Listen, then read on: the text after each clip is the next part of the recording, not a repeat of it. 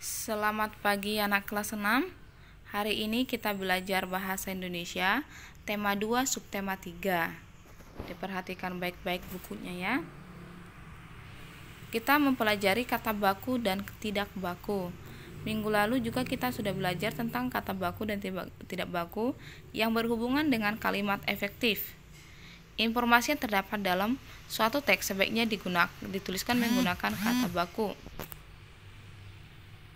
Kata baku adalah kata yang ditulis dan disusun sesuai dengan PUEBI, yaitu pedoman umum ejaan bahasa Indonesia.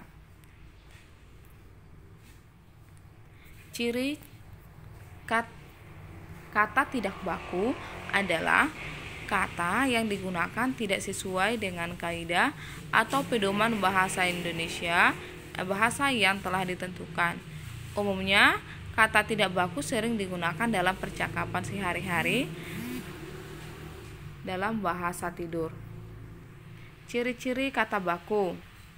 Kata baku tidak dipengaruhi oleh bahasa daerah, tidak dipengaruhi oleh bahasa asing.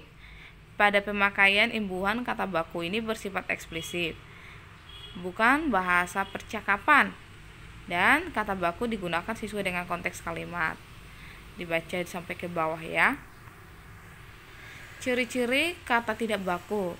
Ini merupakan kebalikan dari kata baku tadi.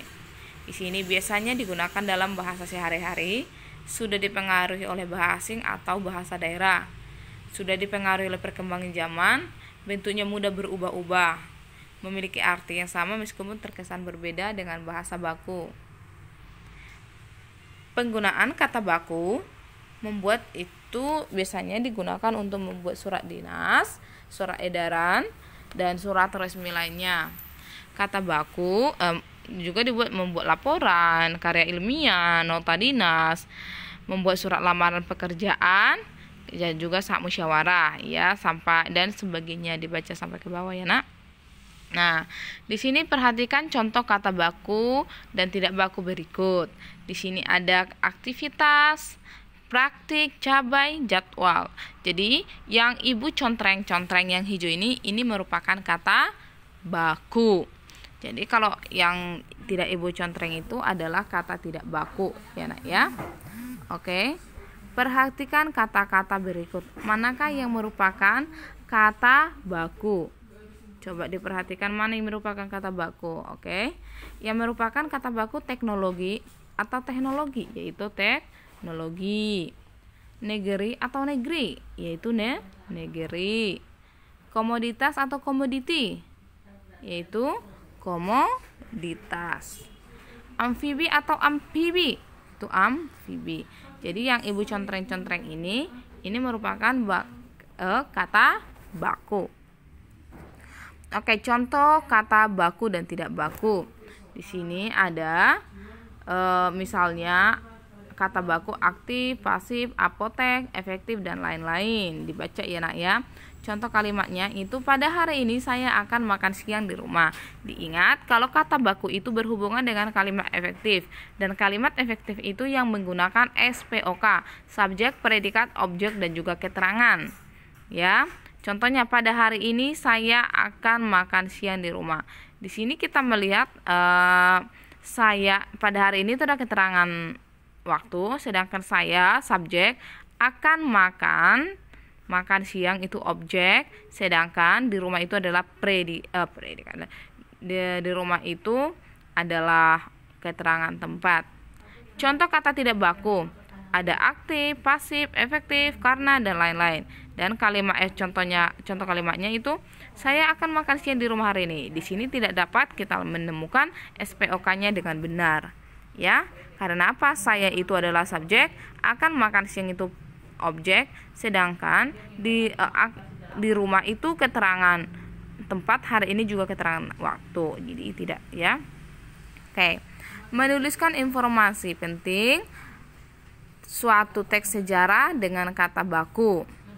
Ingat, dalam menuliskan informasi penting itu sudah juga kita pelajari. Informasi yang sudah ditemukan akan lebih mudah diingat apabila disajikan dalam bentuk diagram atau dituliskan menggunakan kata baku. Diingat, kalau artinya bentuk diagram itu sama juga artinya dengan bentuk peta pikiran.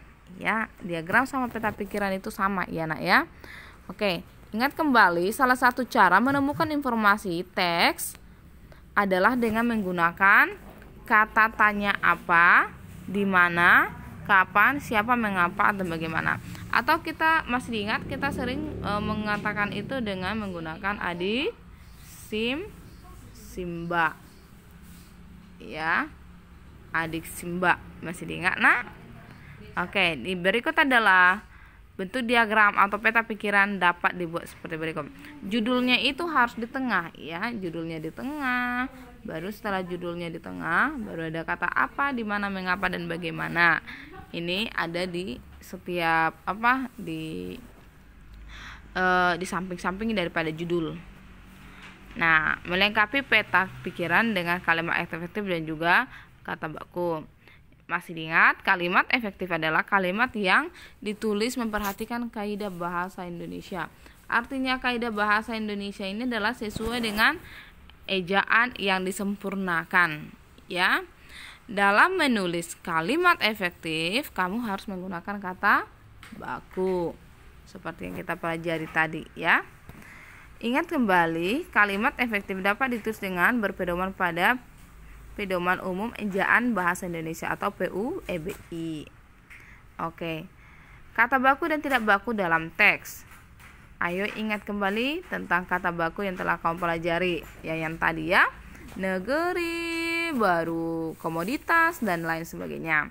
Nah, kamu juga dapat menentukan suatu kata baku dan tidak baku dengan menggunakan KBBI atau Kamus Besar Bahasa Indonesia sebagai pedoman kamu di dalam mencari kata-kata apakah itu baku dan tidak baku. Nah, kalau kamu tidak mempunyai Kamus Besar Bahasa Indonesia, kamu bisa mendownloadnya ya.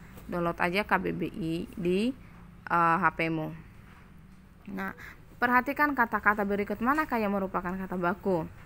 Autentik, saksama, seksama, nasihat, zaman atau zaman. Nah, ini nanti dicari sendiri anak ya. Oke.